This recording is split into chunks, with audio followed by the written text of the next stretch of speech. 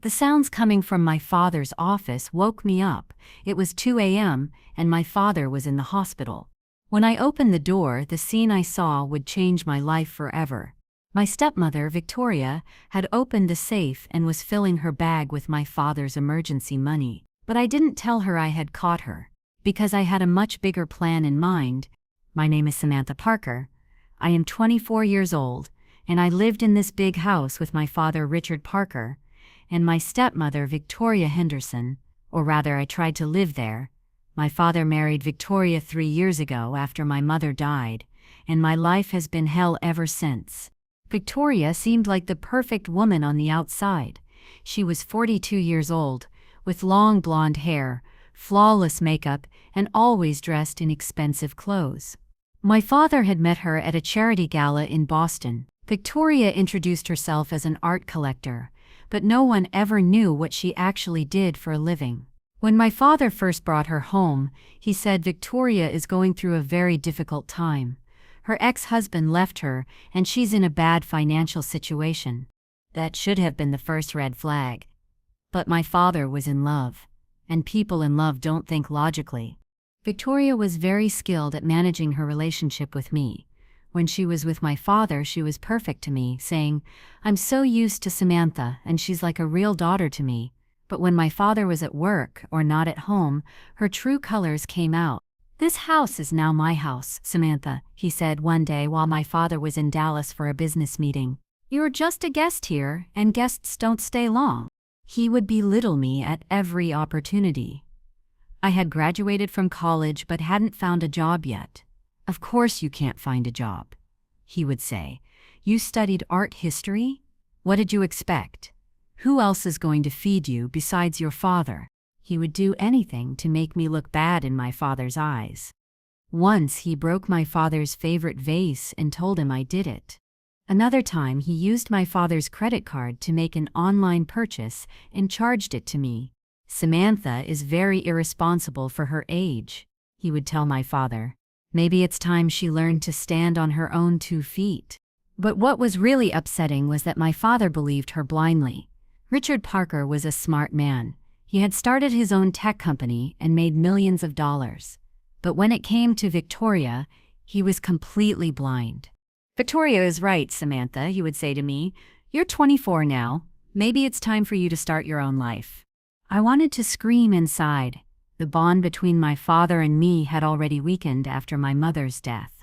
With Victoria's arrival, that bond had completely broken. But what could I do? I couldn't tell my father, "Your wife is against me." I had no proof, and my father already believed Victoria. Until that night, when I saw what I saw. That night, my father had to undergo emergency surgery. He had been having heart problems lately, and the doctor said, "This time it's serious." Victoria had gone to the hospital but had come home early because she was very tired. At least that's what she told me. At 2 a.m. I was awakened by noises coming from my father's office. At first I thought my father had come home, but it was impossible for him to have left the hospital. I slowly got out of bed and opened the door. There was no sound in the hallway, but my father's office door was open and there was a faint light coming from inside. I tiptoed over to the door and looked inside. Victoria was there. She was standing behind my father's desk and had pulled a painting off the wall. Behind the painting was my father's secret safe, and Victoria had opened it. She was holding a thick wad of cash and putting it into her purse. My heart started beating like crazy. Victoria was stealing my father's emergency money. That safe contained $25,000 in cash that my father had saved for real emergencies only. After putting the money in her purse, Victoria closed the safe and hung the painting back on the wall. Then she started rummaging through the papers on the desk. She was going through my father's work documents one by one. I was frozen in place. I felt anger, shock, and at the same time a strange sense of satisfaction. I had finally seen Victoria's true colors. Now I had something concrete to tell my father. But then I had a better idea.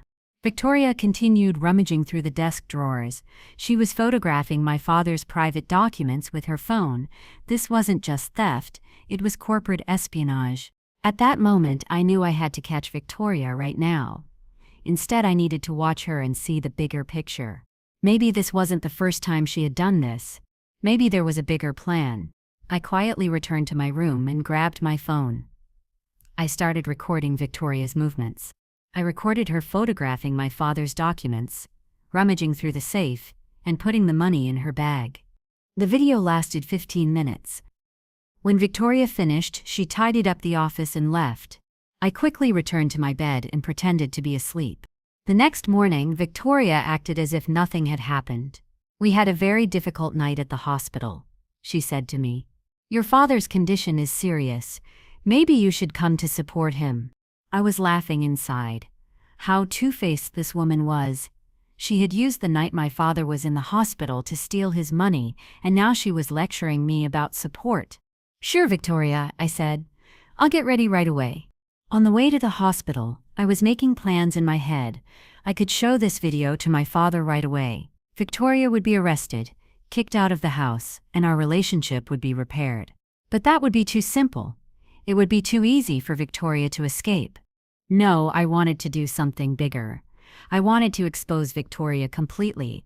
I wanted to prove that she wasn't just a thief, but also a professional con artist. I saw my father at the hospital. He was pale and tired, but his condition was improving. "Hello, my princess," he said when he saw me. "Victoria was very strong last night. I'm so lucky she was there with me." Victoria gave a modest smile and said, "Family should stick together in times like these." I felt like I was going to vomit. How heartless this woman was. She had robbed my father in his time of need, and now she was talking about family. "Yes, Victoria," I said. "Family is very important, especially when it comes to trust." Victoria's eyes locked onto mine. Had she noticed something in my tone? But her face showed no change. That day, I started watching Victoria at home. I listened to her phone calls, checked her computer, and followed her movements around the house. What I discovered shocked me. Victoria's real name wasn't Victoria Henderson. Her real name was Vivian Harper, and her past was filled with crimes. Using fake identities, fraud, theft, she was on the FBI's most wanted list. Worse still, my father wasn't her second victim. She had previously married at least 3 wealthy men, robbed them, and then disappeared. She had stolen $200,000 from a businessman named Charles Hamilton. She had taken $150,000 from a doctor named David Richardson, and she had stolen a full $300,000 from a real estate investor named James Wilson. She used the same method with all of them. First, she gained their trust, then she married them, and then she slowly drained them of their wealth. And in the end, she told them they needed to move to another city for a new business opportunity. When her victims knew life, Victoria disappeared. My father also fell into this trap. Lately, Victoria had been pushing the idea of opening a new art gallery on the West Coast. "Richard, you could open a branch of your technology company there," she said. "There are great opportunities in Los Angeles."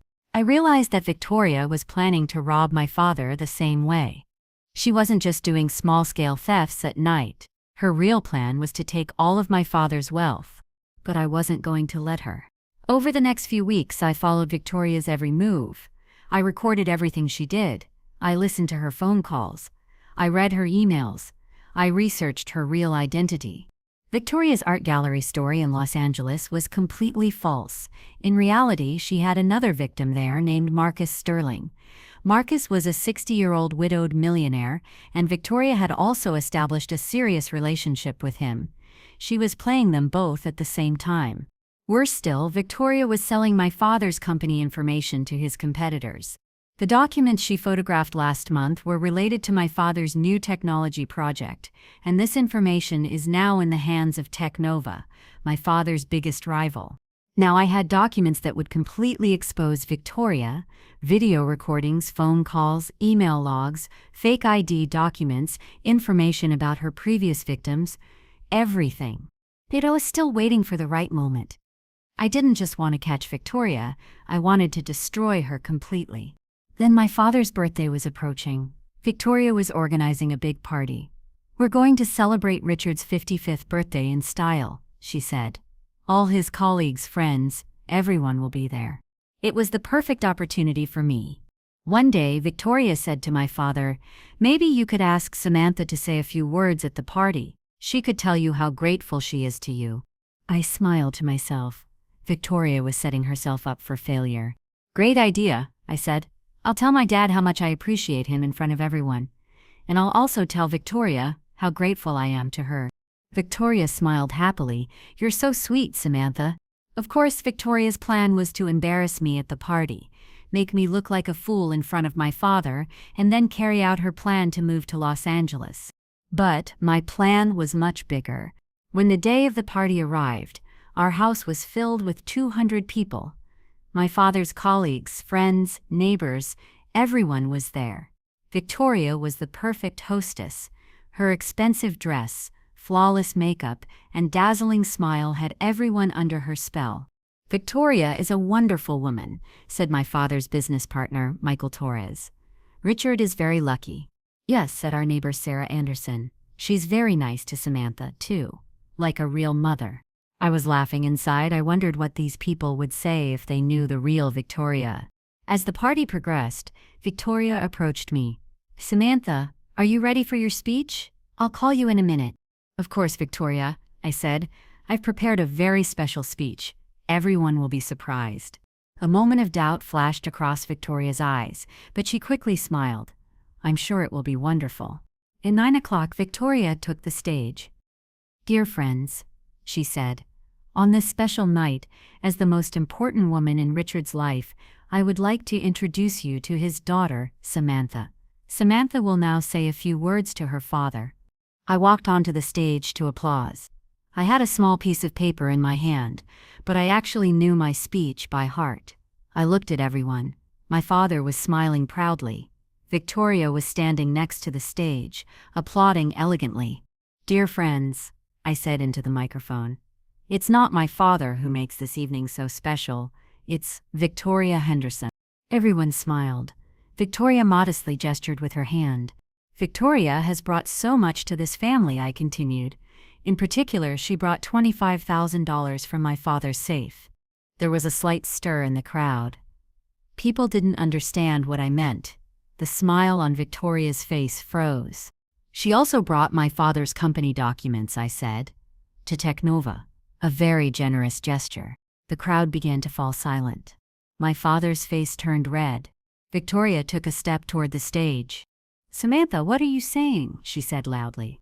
"But the best part," I said with a smile, "is that it's the identity of Vivian Harper who the FBI is looking for, because there is no such person as Victoria Henderson." This time, the crowd fell completely silent. Victoria's face was white as a sheet. My father stood up. "Dear friends," I said, "I would like to introduce you to Victoria Henderson. Her real name is Vivian Harper. She is a professional con artist who has defrauded at least 4 men in the last 5 years and stolen a total of..." Shouts rose from the crowd. Victoria started running toward the stage, but a few of my father's co-workers stopped her. "These are lies," Victoria shouted. "This girl has lost her mind." "Really?" I said. I took my phone out of my pocket. "Then, is this video also a lie?" I connected my phone to the projector and showed them the footage from that night. Victoria opening the safe, stealing the money, photographing the documents, everything was clear as day. The crowd was in complete shock. They looked at Victoria, then at the screen, then back at Victoria.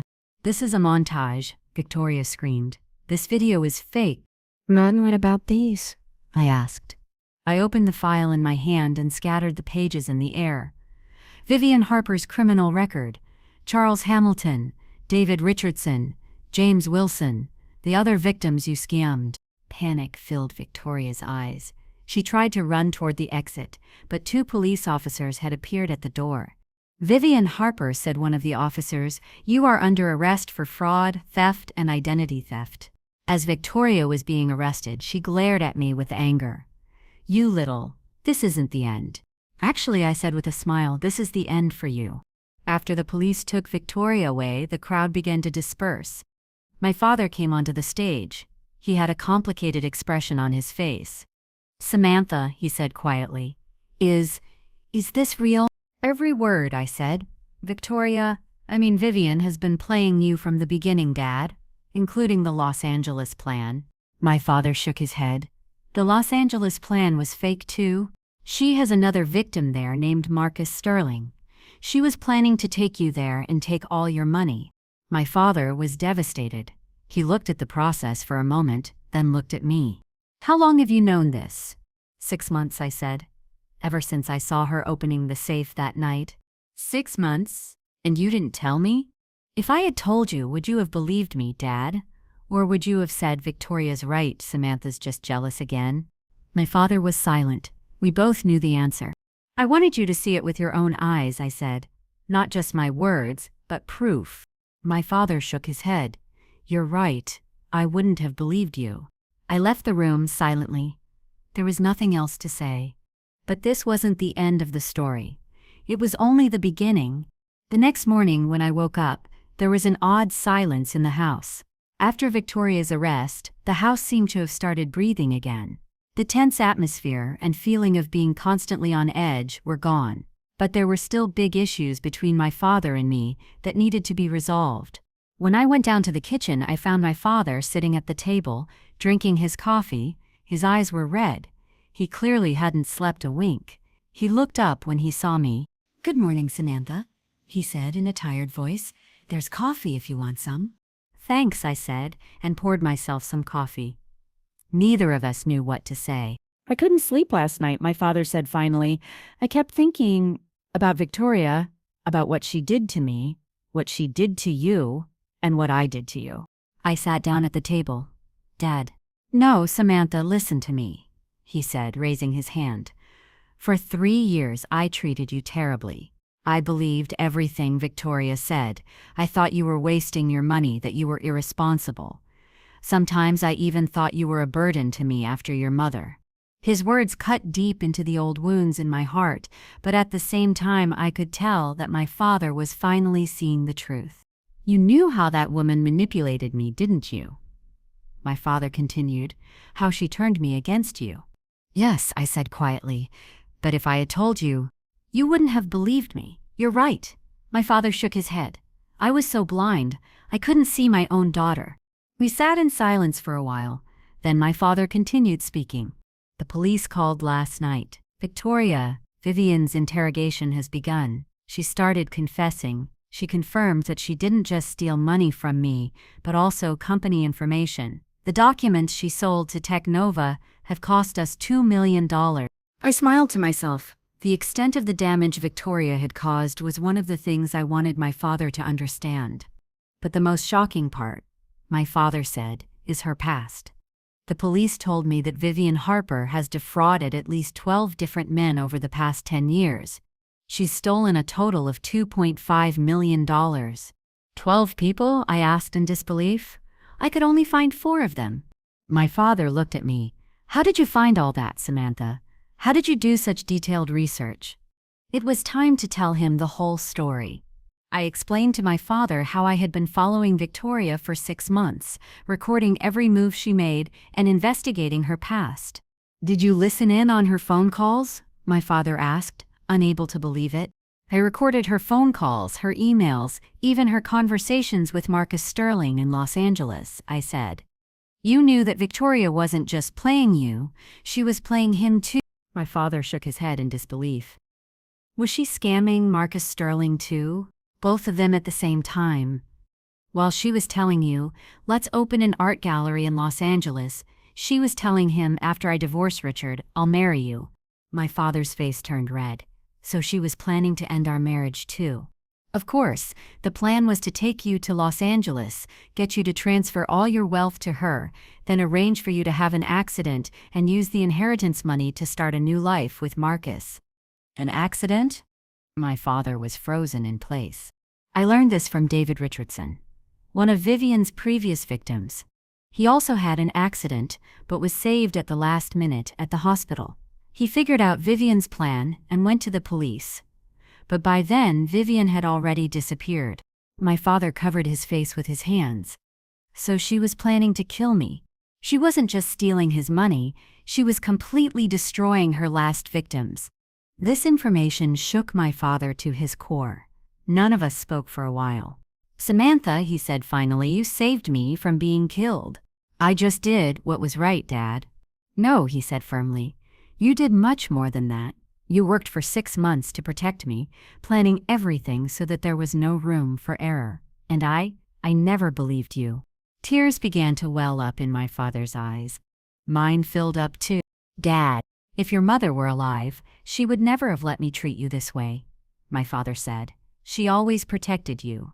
I should have protected you too, but instead I pushed you away." I got up and sat down next to my father. "The past is in the past, Dad. What matters is what happens from now on." My father hugged me. It was the first time he had truly hugged me in 3 years. "Everything will be different from now on," he said. "I promise." That day, my father and I talked for a long time.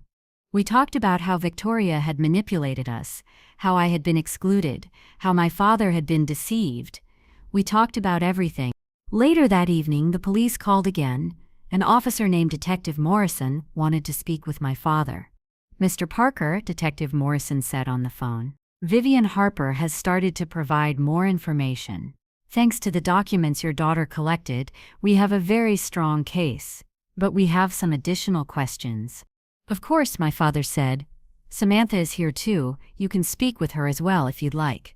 "Actually, I wanted to speak with Samantha specifically," said the detective. "Her research provided us with clues that the FBI has been searching for over the past 3 years. She has critical information that will help us apprehend all of Vivian Harper's accomplices." The next day, when we arrived at the police station, Detective Morrison greeted me. He was a middle-aged man who appeared experienced. "Samantha," he said, "the work you did was better than that of professional detectives. Agent Sarah Collins from the FBI wants to talk to you." Agent Collins was a young but determined-looking woman. She told me that the Vivian Harper case was a series of fraud cases that the FBI had been investigating for 3 years. "Vivian Harper isn't just targeting individual victims," Agent Collins said. "She's also part of an organized crime ring. She's the leader of a network that targets wealthy men and then kills them." This information shocked me. I didn't know Victoria was part of a larger organization. "The records you've gathered," Agent Collins said, "are enough to catch the other members of this network. The Marcus Sterling case is particularly important. He's actually a member of the organization and is supplying other victims to Vivian." "So Marcus is a fraudster too?" I asked. "Yes, Marcus's role is to find wealthy widows and direct them to Vivian. Vivian targets wealthy men. They work together." This information changed everything. Learning that Victoria wasn't just an individual scammer but part of an organized crime syndicate both terrified me and made me even more determined. "As the FBI, we have a request for you," Agent Collins said. "Testifying against Vivian is crucial, but we also need your help in a covert operation." "What kind of operation?" "Marcus Sterling doesn't know he hasn't been arrested yet. He also doesn't know Vivian has been caught. We need you to go to Los Angeles, meet with Marcus, and extract information from him." My father immediately objected.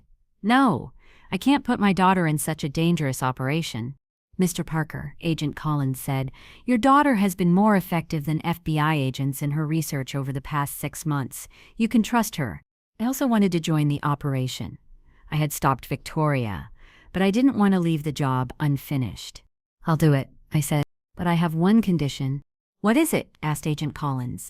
"We won't stop until we get all of Victoria's victims' money back." Agent Collins smiled. "It's a deal." A week later, I flew to Los Angeles. The FBI had given me a new identity, Jessica Morgan, a 26-year-old art collector and a wealthy woman who had recently been widowed. I met Marcus Sterling at a luxurious restaurant in Beverly Hills. He was more handsome than in the photos Victoria had shown me. He was about 45 years old, well-groomed and charismatic. "Jessica," he said, shaking my hand, "Victoria has told me a lot about you. I'm very sorry for your loss in Boston."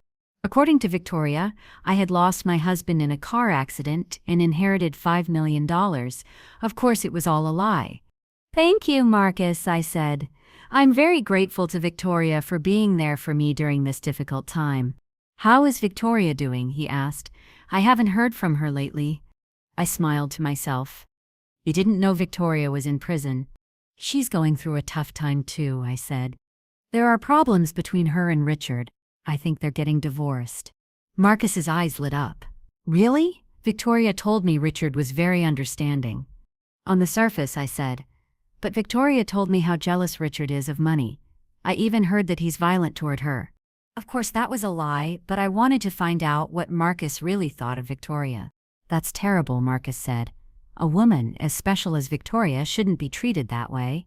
How long have you known Victoria? I asked. About 2 years, he said.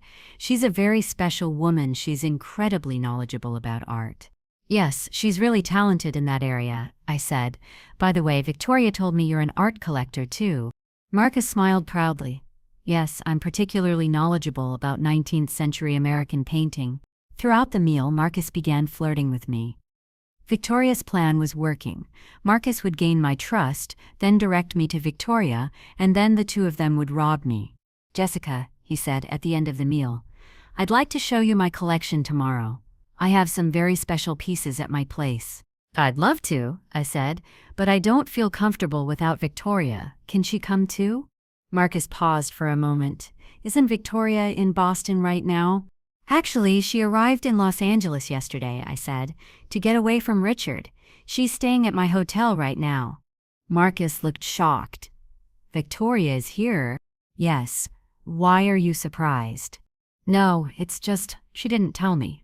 At that moment, I realized that Marcus didn't know Victoria had been caught either, and he panicked when he heard that she had come to Los Angeles. Maybe she wanted to surprise you, I said innocently. Marcus grabbed his phone. He was trying to call Victoria, but of course he couldn't reach her. That's strange, he said. Her phone is off. Maybe she's asleep, I said. She seemed very tired. She's stressed after the fight with Richard. Marcus seemed relieved.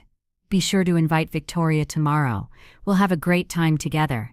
The next day, FBI agents raided Marcus's home. They found objects belonging to Victoria's other victims, fake IDs, and $500,000 in cash. When Marcus was arrested, he asked the police, "Who is Jessica Morgan?" "There is no one named Jessica Morgan," Agent Collins replied. "She is Samantha Parker, and she is the girl who caught your partner, Vivian Harper." I will never forget the look on Marcus's face. It was a mix of anger, shock, and admiration. After the Los Angeles operation was completed, I returned to Boston. Victoria's entire network had been dismantled. The FBI confirmed that Victoria and Marcus had stolen a total of $2.8 million from their 12 victims. But my work wasn't done yet. Victoria's trial was approaching, and I was going to be the key witness. On the day of the trial, the courtroom was packed. Victoria's victims, journalists, Victoria's lawyers, everyone was there. When Victoria entered the courtroom, I couldn't take my eyes off her. She had spent 3 months in prison, and her appearance had completely changed. The elegant, well-groomed woman was gone. In her place was a tired, helpless-looking criminal. When our eyes met, she looked at me with anger. She moved her lips silently and said, "This isn't over." I smiled back and said, "Yes, it's over," in the same way. My testimony lasted 4 hours. I told them how I caught Victoria, my 6-month investigation, the evidence I gathered, everything. The prosecutor asked, "How do you assess the harm that the defendant, Vivian Harper, has caused you and your family?" Vivian didn't just steal our money," I said. "She tore our family apart. She sowed seeds of discord between my father and me. She made me look small in my father's eyes. Worst of all, she planned to kill my father." "How can you prove that?" Vivian's partner in Los Angeles, Marcus Sterling, confessed everything during his FBI interrogation. They had made detailed plans for my father's accident. These plans were found in Vivian's apartment. Victoria's lawyer tried to object, but the evidence was too strong. The jury reached its verdict 2 hours later, 25 years in prison for 47 separate charges. After her sentence was read, Victoria stood up and looked at me. "You little," she began, but the guard silenced her. As we left the courtroom, my father came over to me. "I'm proud of you," he said. "Your mother would have been proud too." That night, we celebrated at home. It was a small, modest celebration, but it was very meaningful. My father and I were finally able to build a real father-daughter relationship. "What are you going to do now?" my father asked. I smiled. "The FBI offered me a job. They want me to work as an expert on fraud cases." My father's eyes lit up. "Really? That's amazing." "But there's something I want to do first," I said. "I want to meet Victoria's other victims and find out how they've been able to heal. Maybe I can help them." My father nodded proudly. "You're truly special, Samantha." But what he didn't know was that Victoria's story wasn't over yet. Even though she was in prison, there were still people working for her on the outside. And I was about to find out. 3 months after Victoria was sentenced, I started working for the FBI. Agent Collins was my mentor, and I was specializing in fraud cases. My first case was the story of Eleanor Wright, a 68-year-old widow living in Detroit. Eleanor had inherited $1.2 million after her husband died. 2 months earlier, she had met a successful businessman named Thomas Anderson and fallen in love with him. Thomas had proposed to her, and Eleanor had named him as her beneficiary in her will. Classic Victoria Harper style, Agent Collins said as he reviewed the file.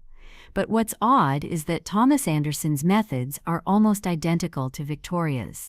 When I arrived in Detroit, I met with Eleanor Wright. She was an elderly but vibrant woman, her eyes sparkling with love for her fiancé. "Thomas was a wonderful man," she told me. "I thought I'd never be happy again after my husband died. But Thomas gave me a reason to live again." "Where did you meet him, Eleanor?" I asked. "At the local art gallery. He was a classical art collector like me. I knew he was special the moment I saw him." A chill ran down my spine. The art collector's story, that was Victoria's method too. "What do you know about Thomas's family?" "He lost his family at a young age and was raised alone. It's a very sad story, but now we're going to start a new family together." When I looked into Thomas Anderson's past, I couldn't find any records. His ID number was fake, his address was fake, even his name was fake. But the most terrifying thing was that the words he used when talking to Eleanor were exactly the same as the ones Victoria had said to my father. When I gave my report to Agent Collins, he said in a worried tone, "Samantha, I think we've discovered that Victoria is still training students even from prison." "What do you mean?" "We reviewed Victoria's prison phone records. It turns out she's spoken to 47 different people in the last 2 months. All of them are men, all between the ages of 35 and..." This information shocked me. Victoria was still manipulating people, even from prison. "We have to catch Thomas Anderson immediately," I said. "The problem is, Thomas hasn't committed a crime yet. He didn't touch Eleanor's money, he just proposed to her. We have no legal grounds to intervene. Let's try to convince Eleanor." "We can try, but Victoria's victims usually don't want to admit they've been deceived until the very end." The next day I met with Eleanor again. This time I told her that Thomas Anderson was using a fake identity. "Impossible," Eleanor said angrily. "You're slandering Thomas." "Eleanor, we couldn't find any records about his past. The company he mentioned doesn't even exist. Maybe he wants privacy. Successful businessmen do that." Eleanor didn't believe me. Like Victoria's victims, she couldn't accept that the person she loved had deceived her. That night, while I was sitting in my hotel room, the phone rang. It was Agent Collins. "Samantha, we have an emergency. Thomas Anderson has kidnapped Eleanor." My heart started racing. "What?" "Eleanor's neighbor called the police tonight. They saw Eleanor with Thomas in a car, but Eleanor looked very scared." "Where did they go?" "We don't know yet, but FBI teams are searching the city." I immediately joined the police. I wouldn't stop until I found Eleanor. While investigating Thomas Anderson, a detail caught my attention. The place where he proposed to Eleanor was exactly the same as where my father proposed to Victoria. The same restaurant, the same table, even the same menu. "This can't be a coincidence," I said to Agent Collins. "Thomas was trained by Victoria." Then an idea came to me. If Thomas was Victoria's student, he must know the methods she used. And Victoria always fled to the same place in emergencies. "The old fertilizer warehouses at Boston Harbor," I said. "That's the route Victoria used to escape to Los Angeles." The Detroit police went with me to the old industrial area of the city, We found Eleanor inside an old factory building. Thomas had tied her to a chair and taped her mouth shut. When Thomas saw us, he panicked. "Eleanor, take back everything you told them." "Hands in the air, Thomas," the police shouted. "Turn around slowly and face us." Thomas drew a gun, but the police were faster. Thomas was arrested before he could fire. After rescuing Eleanor, I spoke with her. "Eleanor, do you understand who Thomas is now?" Eleanor shook her head, tears streaming down her face. "He didn't really love me?" "No, Eleanor, he just wanted your money." What we learned during Thomas Anderson's interrogation was terrifying. Thomas was one of Victoria's students in prison. Victoria had taught him how to deceive elderly women during phone calls. Victoria even gave me Eleanor Wright's name, Thomas said during his interrogation. She said she was in poor health and an easy target. "Who else did Victoria give you information about?" Agent Collins asked. "She gave me files on 12 different women. All their addresses, habits, weaknesses. Everything was written down. This information shocked the FBI. Victoria was putting the lives of 12 different women at risk, even from prison. But the real shock came later." "Did Victoria give you any other instructions?" I asked Thomas. Thomas looked hesitant. "She told me to call one person if I was caught." "Who?" "Samantha Parker." "You?" I felt a sharp pain in my heart. "Me? Why?" "Victoria wanted me to kill you." Agent Collins immediately ordered security measures. But now I understood that Victoria's revenge was continuing. When I returned to Boston, I requested a meeting with Victoria in prison. It was time to finish this. When the day of the meeting arrived, Victoria greeted me with a wicked smile. The 6 months she had spent in prison had changed her. She was thinner, but the evil in her eyes had increased. "Little Samantha," she said from behind the glass. "So you came, Victoria?" "Vivian," I said in a cold voice. "Haven't you ruined enough lives?" "Me?" she said with a feigned look of surprise. "You ruined my life. You were planning to kill my father." "Do you have proof?" she asked with a smile. "Besides Marcus's words?" "You almost had Eleanor Wright killed." "Me? I'm here, in prison. What does Thomas Anderson's actions have to do with me?" Victoria was still playing games, but I was tired of her games. "These phone calls," I said, placing the file on the table, "teaching Thomas how to hunt old women, recorded by the FBI."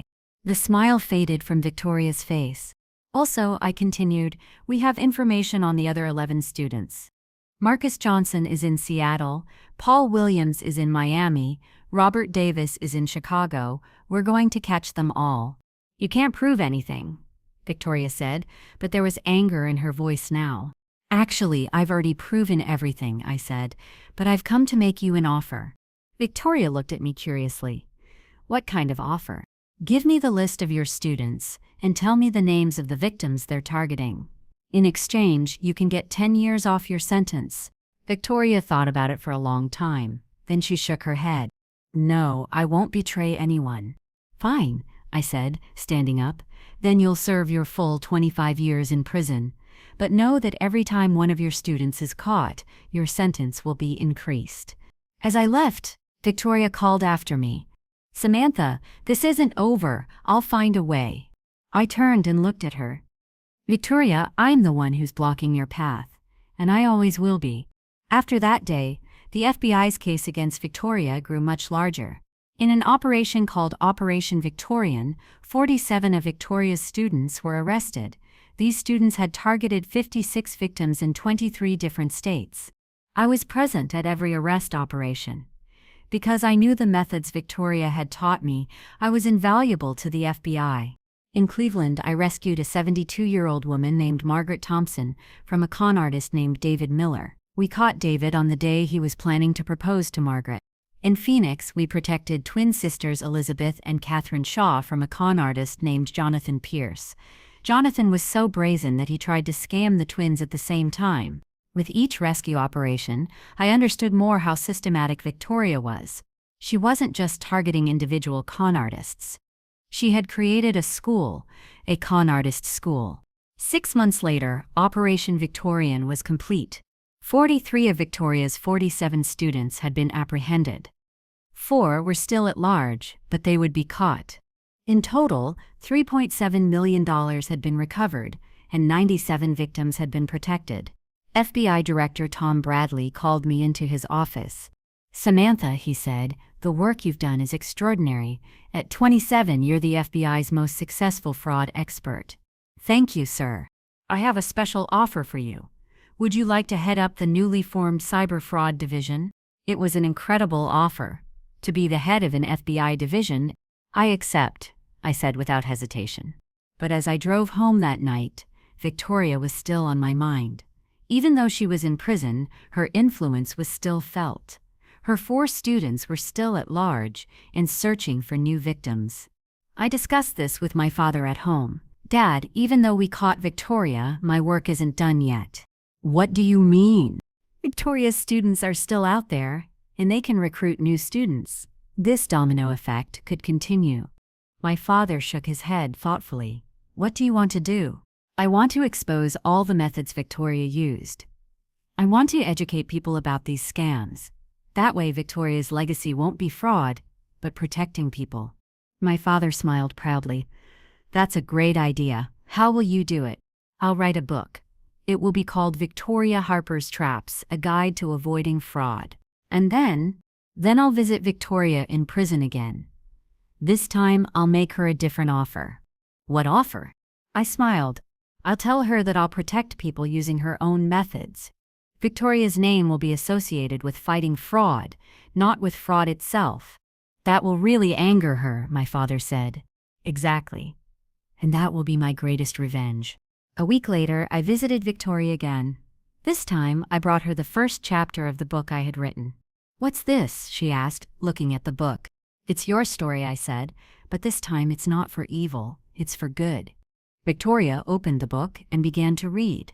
As she turned to the pages, her face grew redder and redder. You're teaching people my methods." "Yes, but I'm teaching them to catch you. This is theft." "No, Victoria, this is justice." Victoria threw the book. "You can't publish this." "Why? Do you have copyright on fraud methods?" Victoria was furious. The plan was working as I had hoped. "Listen, Victoria," I said calmly, "your name will go down in history, but not as a con artist, as someone who fought against con artists. I won't let you do that.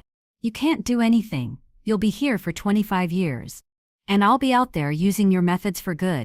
When I ended the call and left, Victoria was still screaming. My book was published 6 months later and became a bestseller. Victoria Harper's methods were now being used to protect people. In my new position at the FBI, I was able to solve fraud cases much more effectively, because now I knew how scammers thought. But most importantly, my relationship with my father had completely healed. Every evening I spent time with him at home, sharing memories of my mother. "Your mother would be proud of you," my father would say. "You are her greatest creation." Victoria had tried to destroy me, but instead she had made me stronger. However, there was one thing I didn't know yet. Victoria's final move, and it was coming soon. 6 months after my book was published, my life seemed perfect. I was working as the head of the cyber fraud division at the FBI, and my relationship with my father was growing stronger every day. The Victoria Harper case had gone down in history as one of the FBI's most successful operations, and I was recognized as the mastermind behind it. But Victoria's silence was worrying me. 8 months had passed since my last prison visit, and I hadn't heard a single word from her. According to prison records, she wasn't visiting anyone, making phone calls, or even writing letters. This wasn't like her at all, and it was giving me a bad feeling. When I arrived at my office that Tuesday morning, my assistant Jennifer Miller greeted me with a worried expression. "Samantha," she said in a tense voice, "Agent Collins wants to see you immediately. There's been a significant development." When I entered Agent Collins's office, I found him frozen in front of his computer screen. He stood up immediately when he saw me. "Samantha, I have some terrible news," he said. "Victoria Harper escaped from prison last night." I felt a cold chill run down my spine. "What? How is that possible?" "She was in maximum security. We don't have all the details yet, but it was a very professional escape. She must have had help from the inside." I sat down in the chair. My knees were shaking, and my heart was racing. Victoria was free, and I knew I was her first target. There's more bad news, Agent Collins continued. She was caught talking to her cellmate before she escaped. Victoria has a very detailed plan for revenge against you. What did she say? She said she would destroy Samantha Parker. She said she wouldn't just kill her, she would take everything in her life away from her first, then kill her. I was having trouble breathing. Victoria's revenge plan was much bigger and more complicated.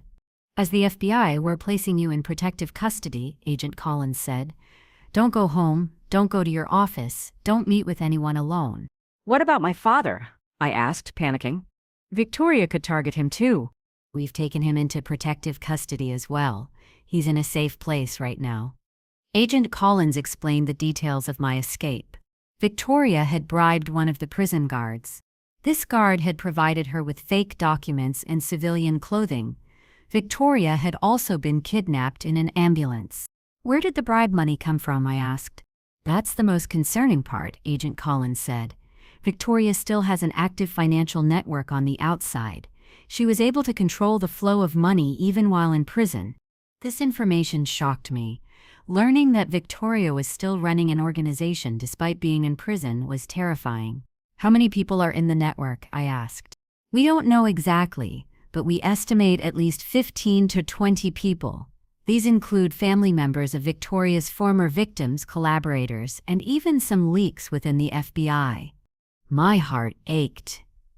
Victoria hadn't just escaped. She had built a large network. I spent the next 3 days at the FBI safe house. I was under constant protection, but there was no trace of Victoria. It was as if she had vanished from the face of the earth. On the 4th day, Agent Collins arrived with bad news. Samantha, we found the letters Victoria wrote before escaping from prison. She sent them to her contacts on the outside. Which connections? To 4 students we haven't caught yet. Victoria gave them very detailed instructions. Reading the letters broke my heart. Victoria wasn't just targeting me, she had targeted my father, my colleagues at the FBI, and even the publisher of my book. The first letter was addressed to a student named Robert Chen in Detroit. Dear Robert, the time for revenge has come. You will target all of Samantha Parker's colleagues at the FBI. We will harm their families. This is just the beginning. The second letter was addressed to Maria Rodriguez in Phoenix. Maria, you will find the book publisher Gregory Martin. You will take him and send a message to Samantha. If she doesn't withdraw her book, we will kill Gregory. The third letter was written to Jason Parker in Atlanta. Jason, you will find Samantha's father, Richard Parker. The FBI is protecting him, but you are smarter than them. You will take him and deliver the final message to Samantha. The fourth letter was addressed to Rebecca Thompson in Los Angeles. Rebecca, you will track down Samantha's former FBI partner, Michael Harrison. He is in love with Samantha. We will use him as a tool. This woman is completely insane, said Agent Collins. She's not just planning to kill for money anymore. She's planning to kill for revenge. Who is Michael Harrison? I asked. I hadn't heard that name before. He's a newly transferred agent. He'll be working with you in the cyber fraud division. He's very talented and an expert on the Victoria cases. That afternoon, I met Michael Harrison. He was 34 years old, tall, dark-haired, and looked very serious. His eyes showed determination and warmth at the same time. Agent Parker, he said, shaking my hand. I've been closely following your work on the Victoria Harper case. It's very impressive. Thank you, Agent Harrison. It's very important that we work together after Victoria's escape. Yes, I know a few things about Victoria. While I was working at the Seattle office, I questioned one of her former victims. Michael told me about a victim named Charles Williams in Seattle. Charles had been swindled out of $300,000 by Victoria, but when we caught her, we couldn't recover the money. Charles told me that Victoria was part of a much larger organization, Michael said. A network with international connections. International? Yes. Victoria has secret bank accounts in Switzerland, fake companies in the Cayman Islands, and even real estate investments in Dubai. This information explained Victoria's escape. She wasn't just a con artist. She was part of an international organized crime ring. That means Victoria must have received serious help from the outside while she was on the run. Exactly. And now she's using that help against you. That night, while I was sitting in the safe house, the phone rang. It was a call from the FBI security system.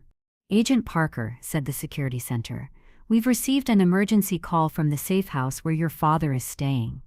They may be under attack." My heart stopped. Victoria had found my father. "I'm going there right now," I said. "No, it's too dangerous. We're sending a SWAT team." But I couldn't wait. My father's life was in danger, and I was the only one who could stop Victoria. Michael Harrison stopped me. "Samantha, this could be a trap. Victoria might be trying to lure you there." "Maybe, but I can't leave my father alone." "Then we'll go together," Michael said firmly. We escaped from the safe house and went to the safe house where my father was. The area around the house was quiet, very quiet. It was midnight, and no lights were on. Michael and I entered through the back door. Inside, it was pitch black. We started moving forward using the light from our cell phones. The living room was completely destroyed. Chairs were overturned, tables were broken, and glass shards were scattered everywhere. There had been a major fight here. "Where are the FBI agents?" I whispered to Michael. "I don't know. This is bad." As we made our way toward the kitchen, I saw bloodstains. Drops of blood on the floor led toward my father's room. Michael pulled out his gun. "Samantha, stay behind me." When we entered my father's room, we were met with a horrific sight. 2 FBI agents were lying on the floor, both unconscious but still breathing. My father was nowhere to be seen. At that moment, I heard a voice behind us. "Hello, Samantha." I turned around and saw Victoria. Despite having been in prison for 8 months, she looked surprisingly well-groomed, but there was a madness in her eyes I had never seen before. "Victoria," I said calmly, "where is my father?" "You call him father?" she said with a smile. "That's ironic, because he's no longer proud of you. What did you do to him?" "I haven't done anything yet, but I will soon, unless you accept my offer." Victoria pulled a gun from her pocket and pointed it at me. Michael also pointed his gun at Victoria. "Put down your gun, Adam," Victoria said to Michael, "or I'll kill Samantha right here." "Put down your gun, Victoria," Michael said. "You're surrounded." Victoria laughed bitterly. "Surrounded? Where do you see the FBI agents? They're all in the hands of my men right now." I was terrified. Victoria was right. Where was the FBI backup? "Don't worry, Samantha," said Victoria. "I've planned everything in detail. Your FBI friends are currently being held captive in 5 different locations. Their lives depend on your decision." What do you want, Victoria? "I'm giving you 24 hours. Resign from the FBI, withdraw the book you wrote, go to the media and say that Victoria Harper is innocent and that you set her up." "Are you crazy?" "No one will believe that." "They will, because you'll be very convincing, for the sake of your father's and your friends' lives." Michael took a step toward Victoria. "This won't solve anything, Victoria. We'll catch you again." "Ah, Agent Harrison," said Victoria, "you're so naive. I now have a network of 50 people. I have connections in 12 countries. The FBI will never catch me again." Victoria walked toward the door. One more thing. If you tell the FBI, your father and your friends will all die immediately. This stays between us." "Victoria, stop!" I shouted. "Let's talk." "There's nothing to talk about. You have 24 hours. Then everyone dies." After Victoria left, I collapsed to the ground. I didn't know what to do. If I told the FBI, she could kill my father and my colleagues. If I didn't, Michael came over and placed his hand on my shoulder. "Samantha, calm down. We'll find a way." "How, Michael?" "Victoria is right. She's too powerful now." "No, she's not powerful. She's desperate. Taking such extreme measures shows that she's actually weak." At that moment, my phone rang. It was an unknown number. "Samantha?" It was my father's voice, but it sounded very weak and tired. Dad, are you okay? Where are you? "I don't know, my daughter. I'm in a dark place.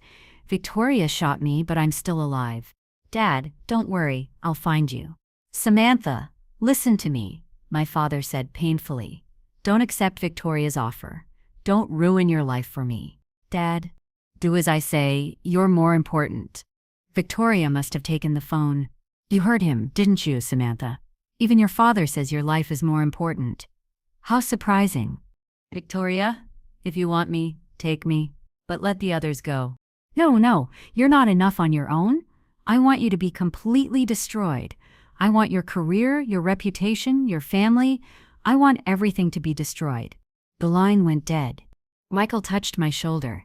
Samantha, Victoria must have made a mistake. She couldn't have pulled off such a large operation alone. He was right. Who was behind Victoria?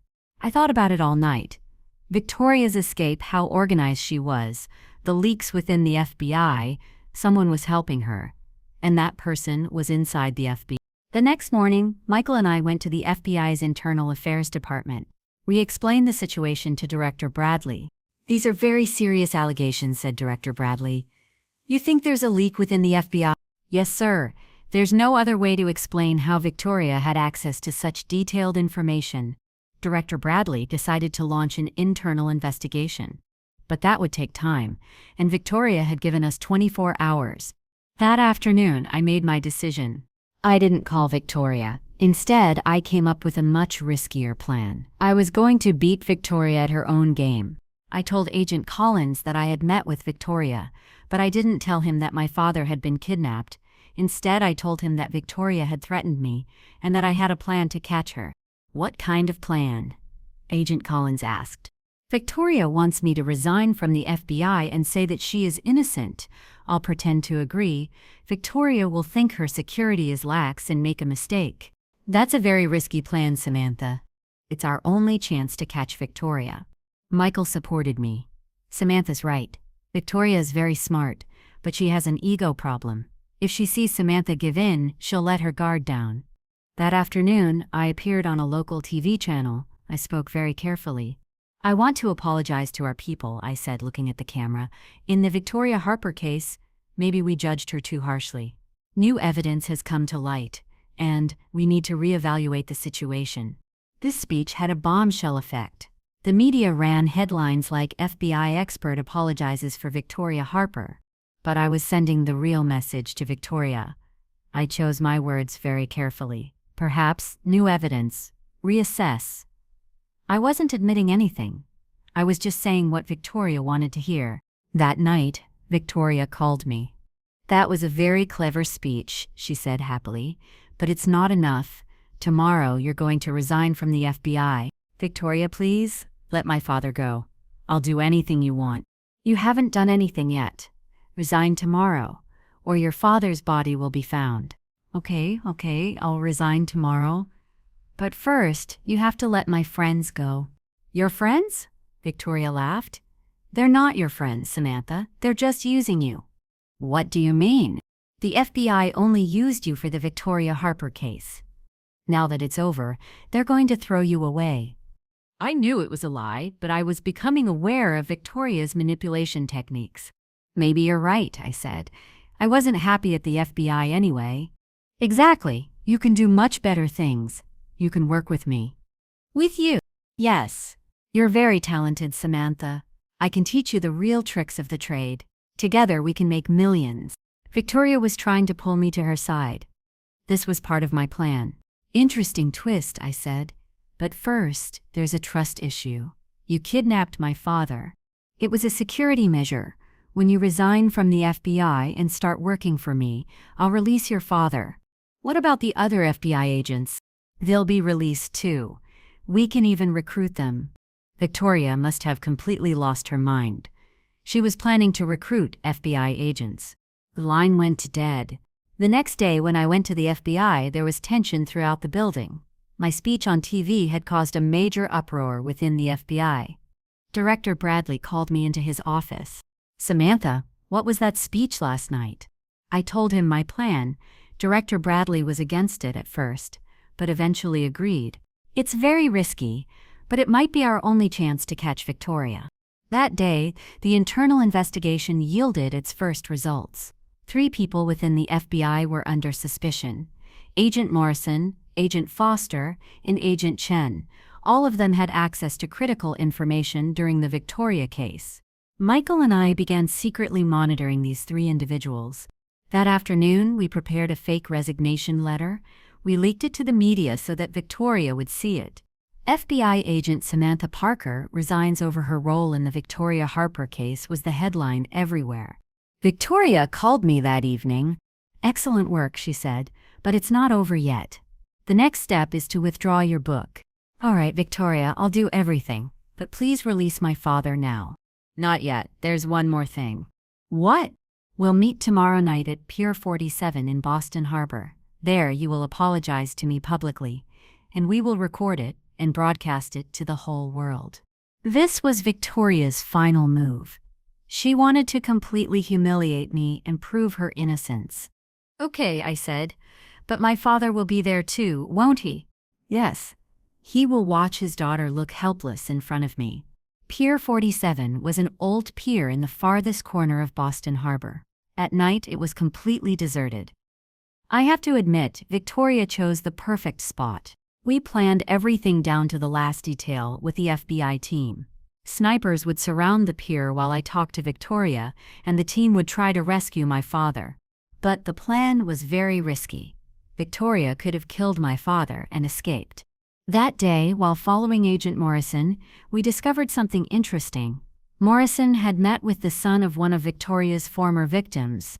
This person was Daniel Wilson, the son of James Wilson. Daniel had harbored a grudge against the FBI after Victoria killed his mother, and now he was working with Morrison. "Morrison is our mole," I told Michael. "He's feeding information to Victoria, and Daniel Wilson is part of Victoria's network." With this information, we went to the FBI team. Morrison was immediately arrested and interrogated. Morrison's confession was shocking. Victoria had taken Morrison's daughter hostage and forced him to cooperate. "Victoria kidnapped my 8-year-old daughter," Morrison said, crying. "She said she would kill her if I didn't give her information." With this information, we understood Victoria's plan better.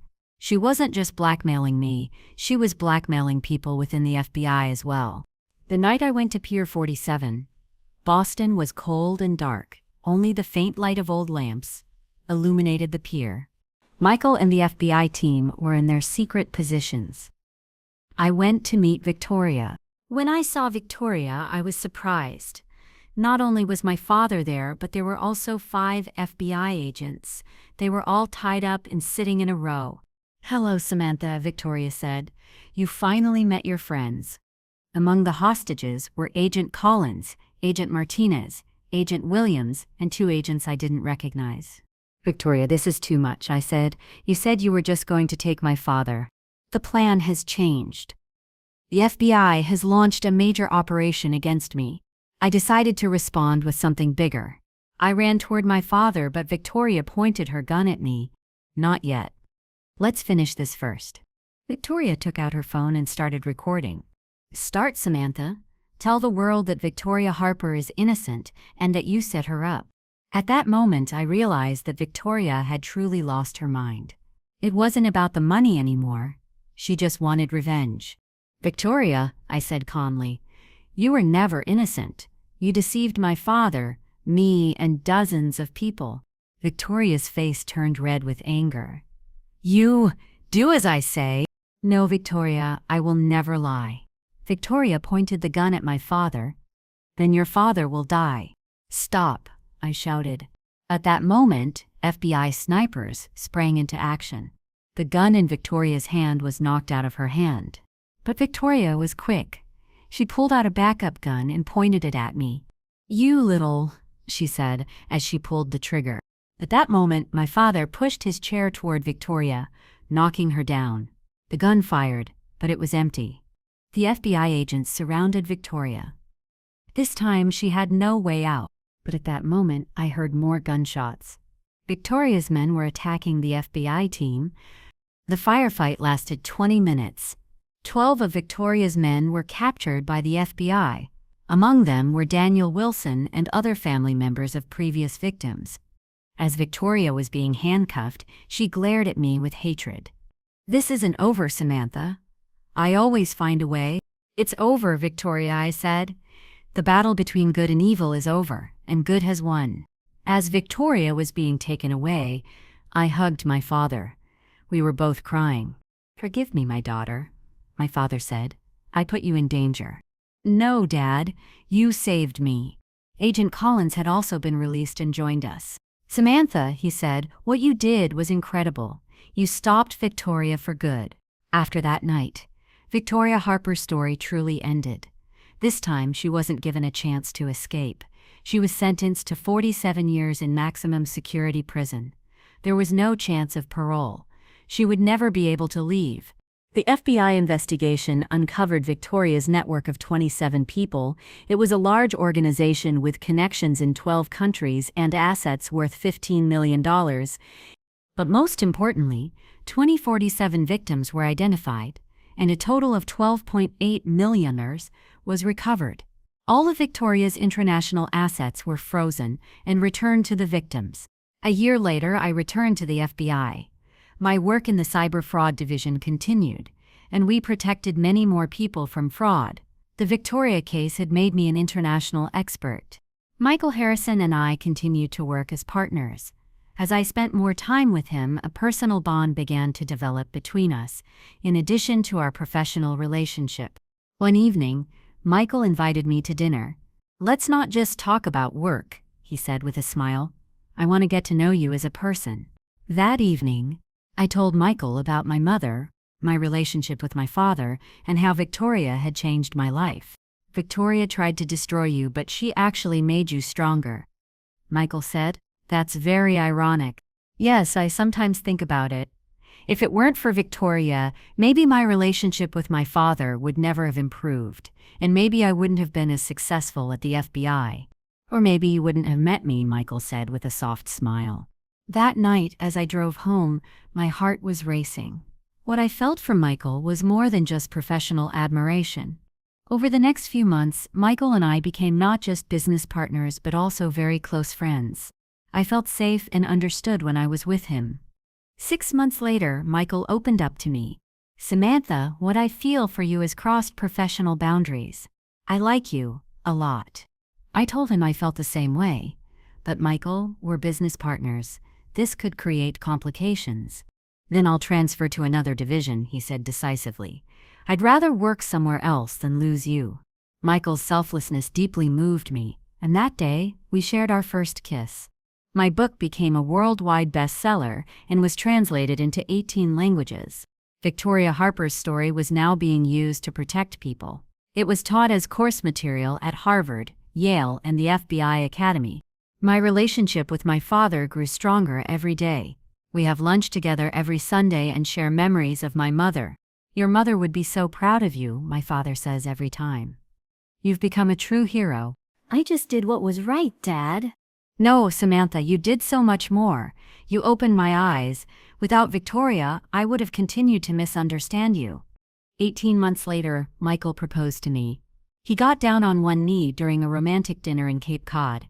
"Samantha Parker," he said, "since you came into my life, everything has become more meaningful. I want to spend the rest of my life with you. Will you marry me?" I said yes through tears. Our wedding wasn't extravagant, but it was very meaningful. Only family and close friends were there.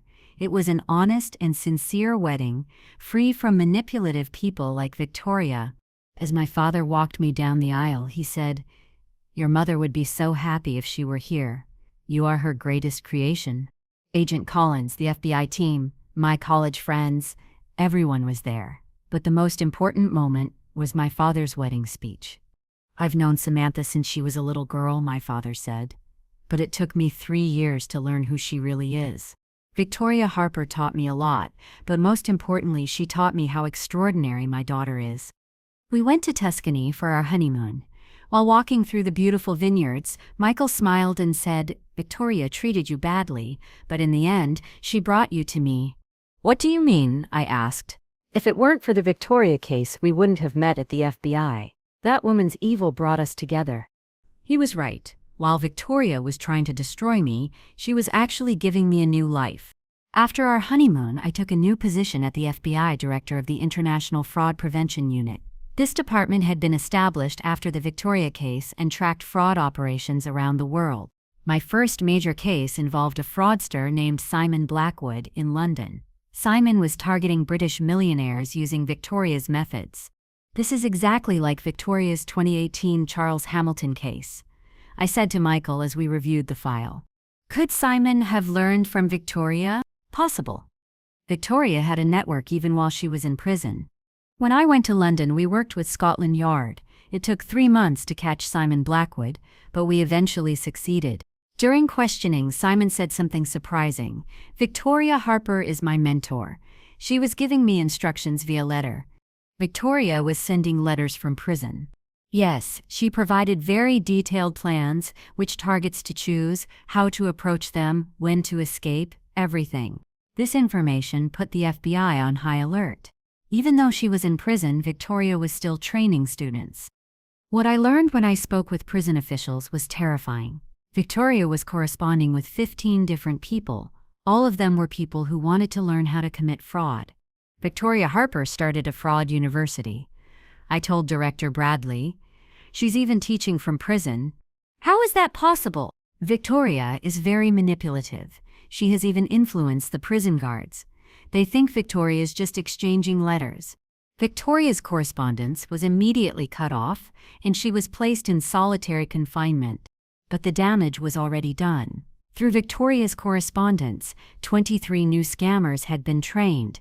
They had targeted 45 victims across 7 different countries. We launched Operation Victoria 2. This time, the target was Victoria's prison students. Over a 6-month operation, we apprehended 21 of the 23 scammers. Only 2 managed to escape. With each arrest, I understood more how systematic Victoria was. She wasn't just an individual scammer, she had built an institution, a scam academy. The success of these operations propelled me further up the ranks at the FBI. At 29, I became the youngest assistant director in the FBI. The media began to refer to me as the con artist hunter. I appeared on the cover of Time magazine, the woman who stopped Victoria Harper. But the most important recognition for me was my father's pride. What do you think your mother would say if she could see you now? My father asked one evening. What would she say? There's my girl. She was always extraordinary. I knew it. 3 years later, our twins were born. Sarah and Jennifer. We named them after the women who were important in my life. Sarah was my mother's name, and Jennifer was the name of my assistant at the FBI, who always supported me. The birth of my daughters completely changed my perspective on life. It was no longer just about catching fraudsters, but also about ensuring that the next generation could live in a safe world. When these children grow up, they'll encounter people like Victoria Harper, I told Michael as we held the babies in the hospital. But they'll be ready, Michael said, because their mother will teach them how to protect themselves. Michael was right. Victoria Harper had taught me not just about fraud, but about life. As my daughters grow up, I will tell them my mother's story. I will tell them how beautiful, strong, and honest she was. And I will tell them Victoria Harper's story. I will teach them how to spot bad people and how to protect themselves. Most importantly, I will teach them this: good people always win.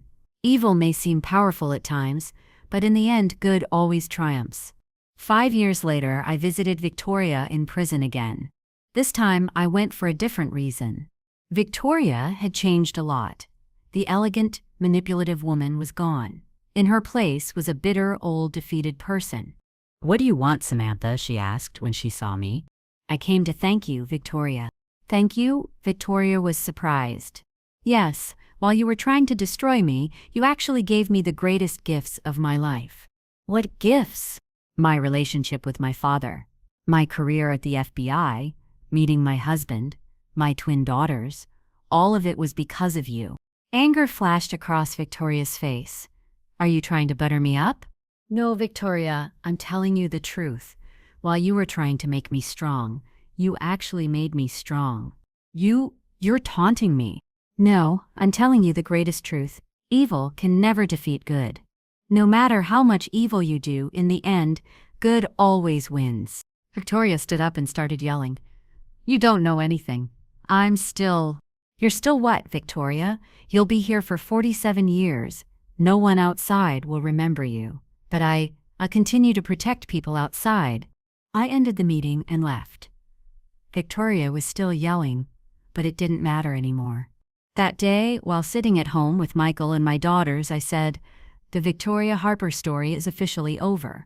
"How can you be so sure?" Michael asked. "Because we're not giving her any power anymore.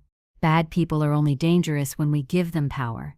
7 years later, I decided to retire from the FBI. It was a young retirement at 35, but I had lived a lot. "What will you do now?" Director Bradley asked. "I'll work as a consultant, and I'll turn the Victoria Harper case into an academic study. I'll teach at universities." "Excellent idea. You're the world's leading expert in this field." Harvard University offered me a position as a professor in the criminology department.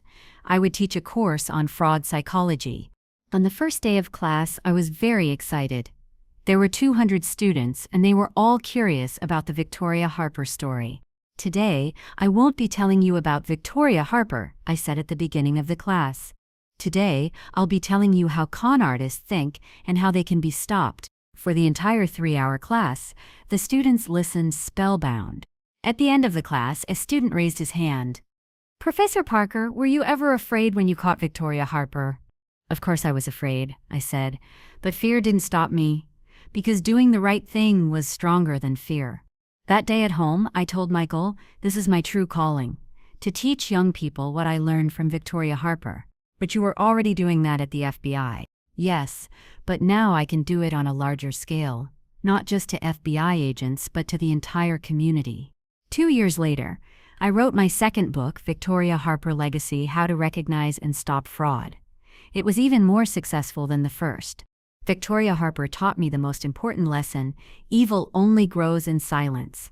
When you speak up and warn people, evil loses its power.